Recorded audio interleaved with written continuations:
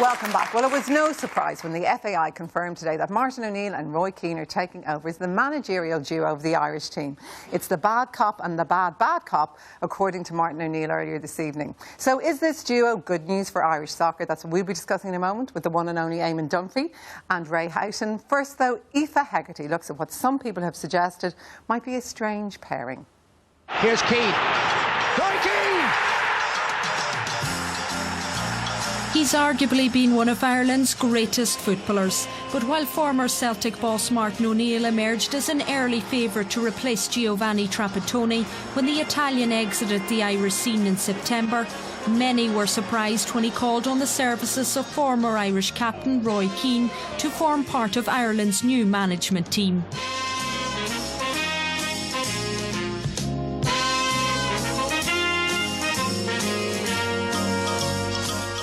It's been the country's worst-kept secret for several days now. The new managerial partnership of Martin O'Neill and Roy Keane looks set to inject a much-needed boost of excitement into Irish international soccer.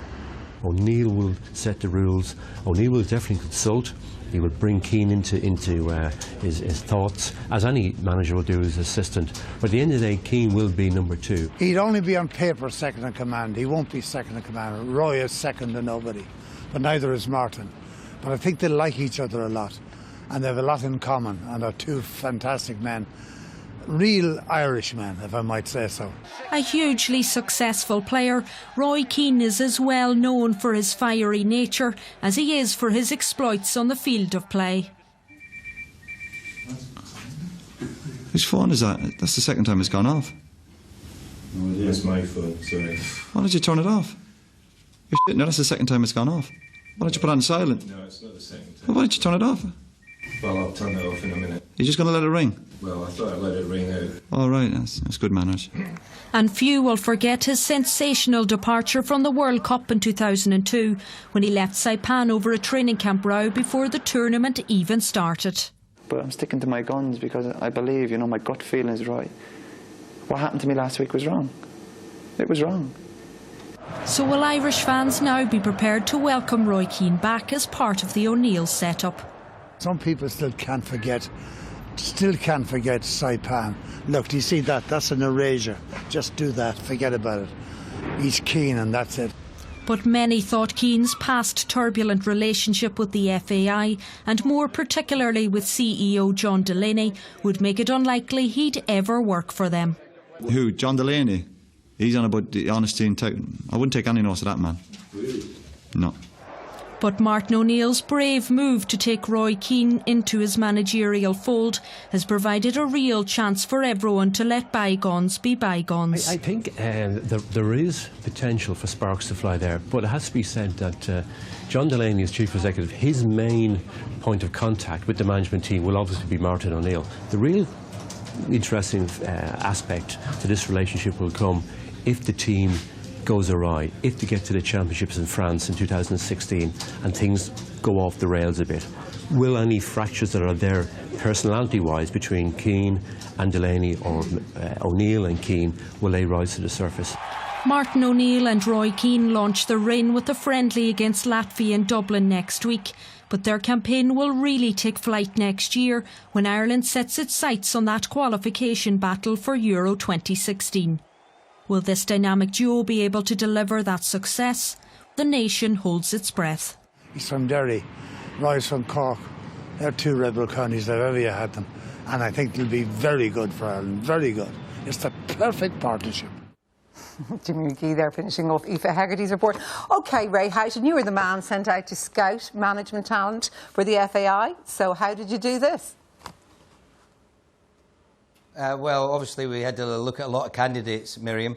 Over the last 4 weeks we've been going around Europe, as a matter of fact, not just England and Ireland, but all over the place trying to find the right person to bring in as the new manager. And then when we felt that we had the right person to take to the FAI, that's what we did. And then it was up to the board to discuss who we thought should be the next manager.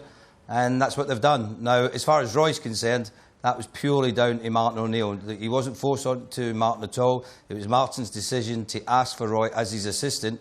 And time will tell if it's the right choice. I personally think it is.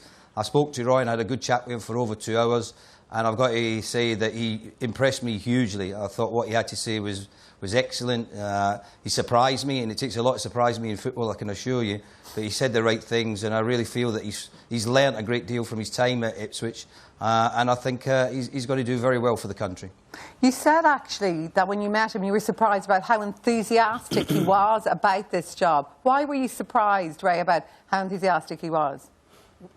Well, I must admit, Miriam, I never really sat down with Roy for a great length of time and spoke about football.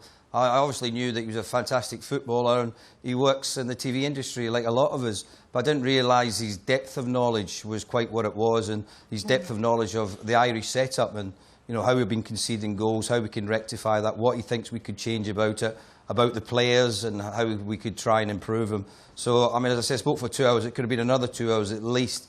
I mean, such was his enthusiasm and his knowledge, and from that point of view I was surprised at the detail that he went into, but I was pleasantly surprised, and I think, as I say, that him and Martin will form a very good understanding. There's no question, having spoken to both of them, that they know the roles, that Martin is the manager and Roy is there to assist him, and we'll see what develops over the coming months. But I think for everyone concerned in Irish football, it's time to move on. I know what happened 11 years ago.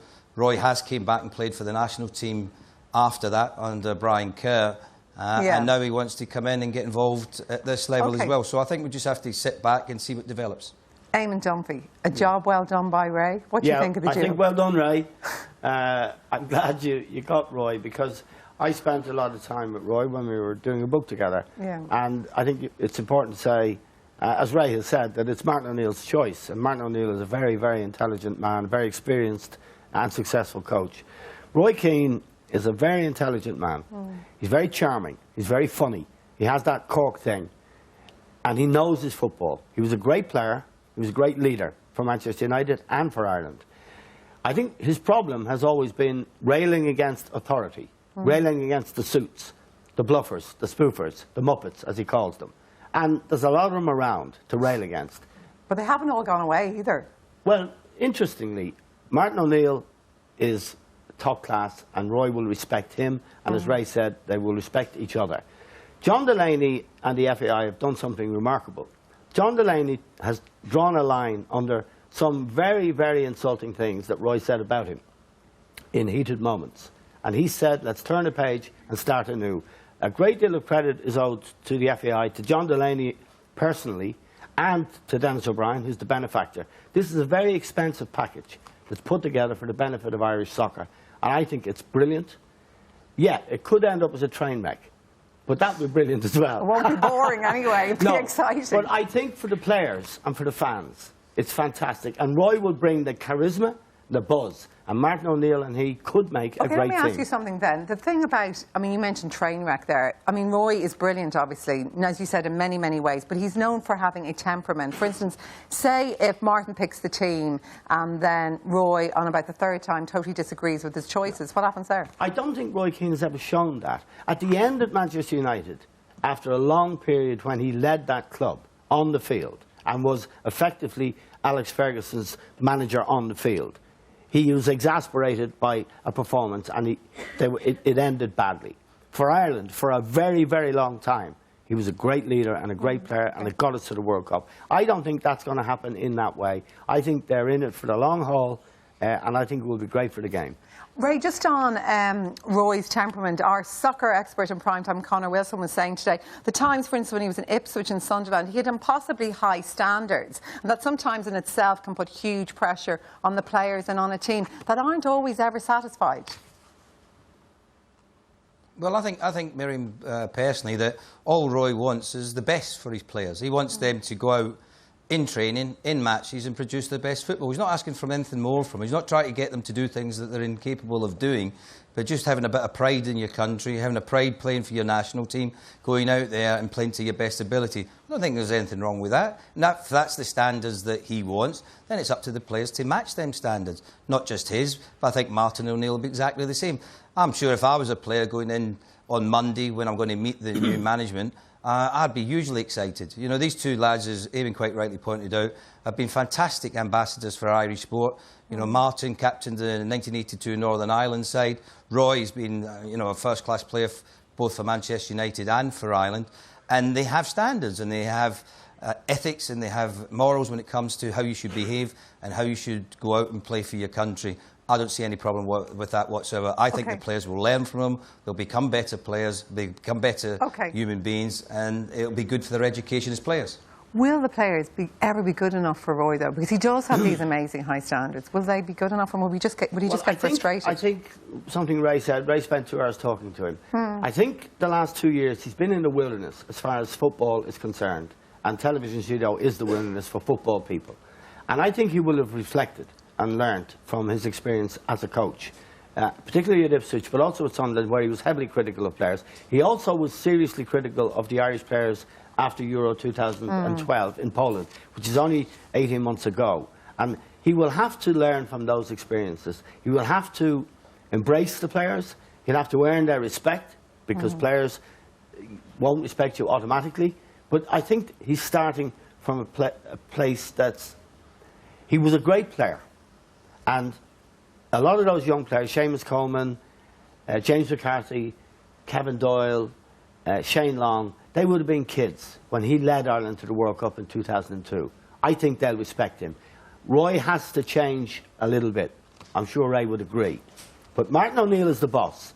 And Martin O'Neill is a tough guy himself. He's earned his respect. He's earned Roy's respect.